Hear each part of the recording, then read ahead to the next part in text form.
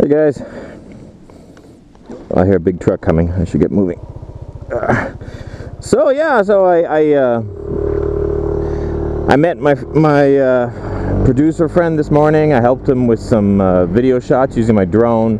I think the coolest shot I did was I did one where I was going through a forest over.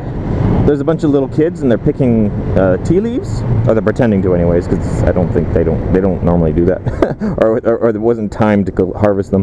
But there's a bunch of little kids and they're harvesting tea leaves in a forest, and I'm droning like through the trees above their heads.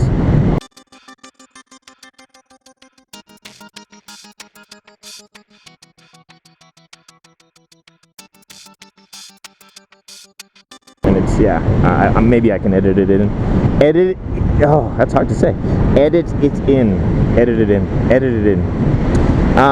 Yeah, so, and then it's, okay, according to Google, according to Google Maps, it takes 5.5 hours to get to the city outside of the mountains. It's near here, like the city next to these mountains.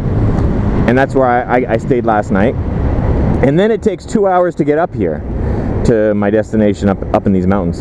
And then so in my mind, I did the math, 5.5 plus 2 to get up plus 2 to get back down is a 9.5 hour ride to get home, and that's without stops.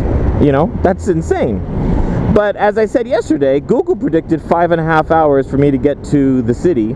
I did it in 5 flat, including stops.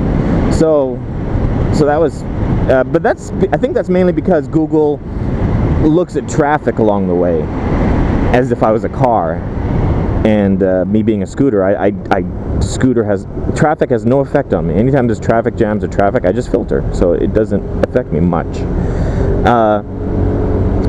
Which just goes to prove, like, you're an idiot if you drive a car. Like when you drive a car, imagine if I had driven a car yesterday. It would have been 5.5. It would have been the actual estimated 5.5 hours plus my 6 stops. So it would have been like 7 or 8 hours. And considering the fact that, so it would have been 3 hours longer to take a car on those roads. In a car's defense, though, if I was driving a car, I wouldn't have taken the roads I'd taken yesterday. I would have been up on the highway. But I took beautiful roads all day long,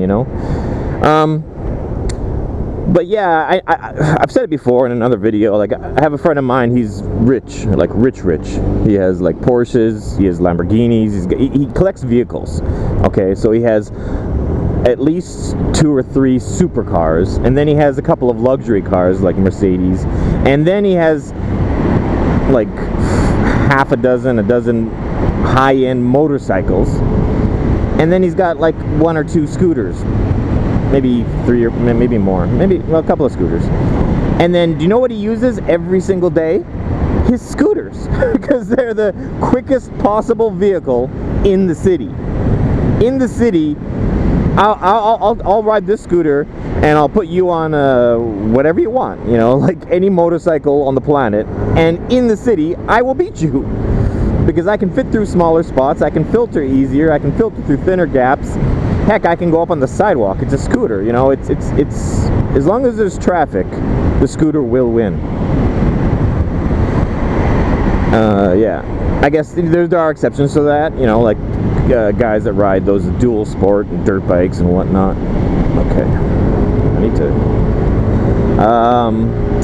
Anyways, back on topic. So according to Google Maps, 5 hours to get to the city next to the mountains, 2 hours to go up the mountains, 2 hours to go back down the mountain, and then I have to do that in reverse. So that's, well, this morning I was in the city. I woke up, and then 2 hours up the mountain, and then, so it should have been another 2 to get back down, and then another 5.5 to get back to my house. But I just told the GPS, just take me straight home from here. And it predicted like 4 hours, but that definitely will be wrong. It'll take at least 5, because I've already stopped a couple times. And with the Google Maps calculates traffic and whatnot, and adds on length and gives a pretty good close estimate. GPSs don't. Well, not this one. This one doesn't. It has a traffic thing feature, but I don't bother using it because then I have to leave my phone on, etc. But yeah, but the point is, this just calculates if there's no traffic and no red lights, it will take X amount of time. So you reach it, and you really need to add on a lot to that. But nonetheless, I honestly assumed. Yeah, well, you know, I still did this morning. I did the 2 hours up the mountain, and then I still got to do the 5 to get back home. But I thought I would have to do 2 to get back out of the mountain. But evidently, I'm not, because this is a totally different road that I took to get up the mountain. And it's so much fun because I have no idea where I am. You know, like I have no idea if I'm even going to come out of the mountains. It is possible, in theory, that it could just keep me in the mountains all the way to my city and then pop me out of them, back out of them there. Although I really hope it doesn't do that because I will run out of gas. There's just no way I could make it that length. But it is possible. Like if you look at a map of Taiwan, you can pretty much, from the very top of Taiwan, Taipei City, you could enter the mountains just south of it, and then you could stay in those mountains all the way down the length of the country, and then pop out at like the southern tip. You know, like it's amazing. That would take you.